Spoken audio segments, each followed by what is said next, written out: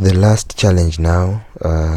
This last challenge is a bit long, so I'll try to be as fast as I can, but being expressive as well. So your task is to hack into this Android phone. So you go ahead and download that. I've already done it. You extract that. So it's this thing here. You extract it. It gives you this vmdk file, this OVF file.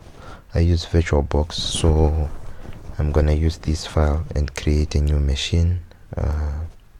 It's already running, so yeah.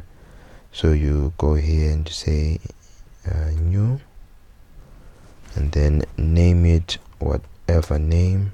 I'm gonna choose Adobe, and then select Linux, and then just choose other Linux 64-bit, and then here you need to select that file that you have extracted. So if I'm using VirtualBox, so I use that vmdk file here. So you select it here, you open it, and then you choose it here, and then you create it. I don't want to create it because I've already done so and it's running already. So you create it, and from there I think everything else will be set up. And then before you start up that machine, you need to configure it to be on the same network as your Kali Linux. So you look around the internet how to create a host only adapter. I'm not gonna go through that. I don't want to waste any time. So you select that machine and settings and network, and then you choose here host only adapter, and then you click OK, and then you go ahead and start up that machine. I've already done it. It's running. It's here. Yeah, so it's logged and you cannot really get in there or whatever. So now we begin our hack. So the first thing is reconnaissance. You need to find services that are running on this machine. So you use your nmap. This is like the second time I'm doing this video, so just gonna skim over some things because they're already running. I don't want to type again. So you can use your regular nmap or scan that item using Metasploit. I used nmap, so I just used this command to discover the services that are running here on that host. Well, first of all, you need to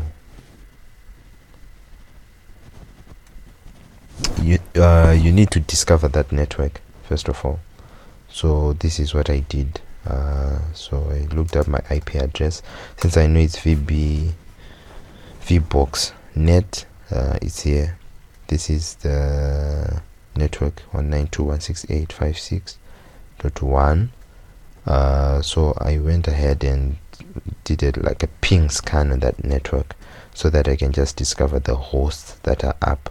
So do a ping scan, you do like a small letter SN, and then I did it for that whole network, .1 up to 255. So I did that. So it gave me the IP address of that device on the network, and I got that IP address. It's 103. I've already done that. It's here, 192.168.56.103. And then now I did this like service discovery nmap scan, and nmap -a -t, so that it becomes quicker, 192 and so forth. So after scanning this, I discovered that there is this free CIV, which is like an Android game that's running on over there, and then this PHP server and so forth that's running here again. So initially I thought maybe we would need to exploit this PHP some PHP code or this server here, but then, well, I've already done it and I've seen that it doesn't work. But let's first go that route and just show you how the thought process went through. So I visited this address 192.168.56.0.103 and used this port 8080. Let me see if I can get that page. I think I've closed it. Let me go to it again. 192.168.56.102.8080. So going on that page, just discover some broken English. I thought I would find maybe wait, I think I made a mistake. I typed in 102 instead of 103. So I thought maybe we can have a form here that we can exploit, maybe to get a password or get inside that server or something. But upon inspection, I couldn't. I also used Websuit to find out the request, the headers that are being sent forth between my browser and the server, and there was nothing there. And I also I also went into my console just to see if it's visiting any weird addresses that you can exploit, but nothing was happening in that regard. So the only option was to look along this direction, this free CIV, and I googled it, and I think I saw about 3 vulnerabilities concerning this one, which was like a 10. I looked around it, but I couldn't find how to exploit that vulnerability. But then I remembered I did a little bit of Android development, or at least some considerable Android development.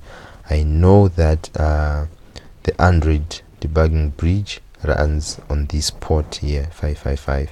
So I looked around such areas, and also I think Metasploit has got services, has got an exploit that actually exploits that vulnerability. But I don't know. I'll get to see if I want to do it this way or the Metasploit way, but I prefer this way because you get to learn a lot of things using this way rather than Metasploit, which does everything for you. So in order to exploit that Android debugging bridge that I'm talking about, you need the Android debugging tools. So in order to download them or install them on your Kali Linux, because they are not there by default, I've got a command to do that. Let me see if I can show you that command. I've saved it up somewhere. Documents.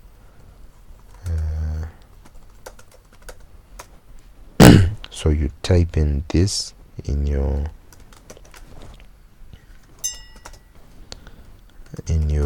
terminal to install the tools. I've already done it. So yeah, that's that. You install this Android tools, ADB and fastboot and whatnot. So I have ADB installed. Oh dear, sorry for that. I have ADB installed. It gives me this. You just look around this and see what you can find, because this is really an interesting thing that you can use to hack Android phones. So first, I just want to check if that device is does the ADB discover that device that I'm in the same network with, and it does actually. It lists a list of devices attached. So it started a daemon.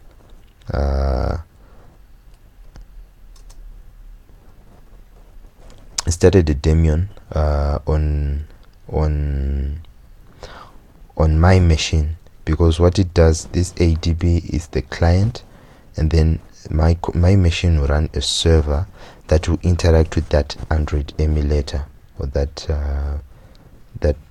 emulator in the virtual box. Yeah, so here I've just started it has started that daemon that is going to be like the interface between my client and the emulator. So now I need to connect to that device that I'm talking about. Let me see if they have anything concerning that here, so that it doesn't seem like I'm pulling these things from I don't know. Yeah, so here we have this networking, so you can connect to a device that is debugging mode enabled using that command. You need the host and the port, so the default is quad 5, so we can actually connect to that device like so. ADB, the host, which is 192.168.56.103, then the port we can leave it because it's there by default. Sorry, it's a broken command. I should add the connect here, and then it says connected to 198. Wait, what? I think it's supposed to bring me yeah, so it's connected, and now I have to look for a command to get the shell, because now that it's connected I need to get a shell so that I can get into data, into /data/root something to get that flag.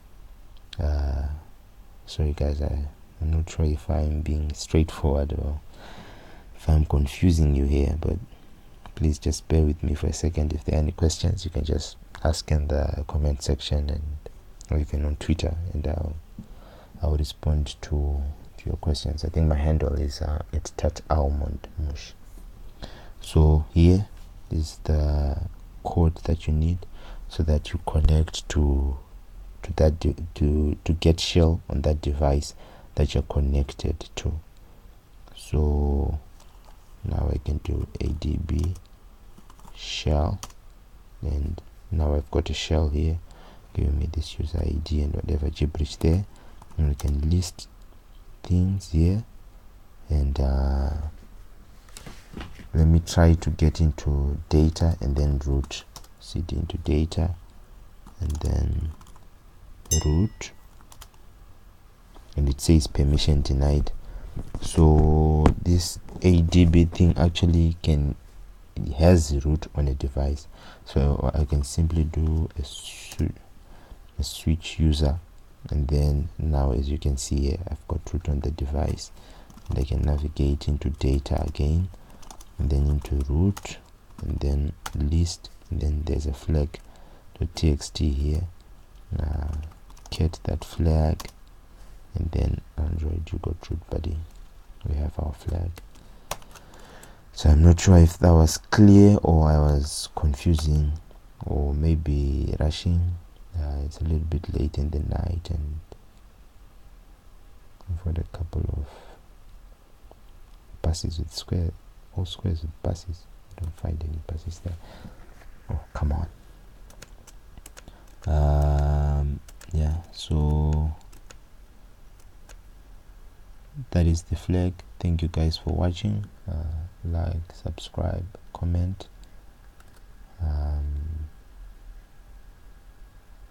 Anyway, cheers. So this is the flag that you're talking about. Cheers.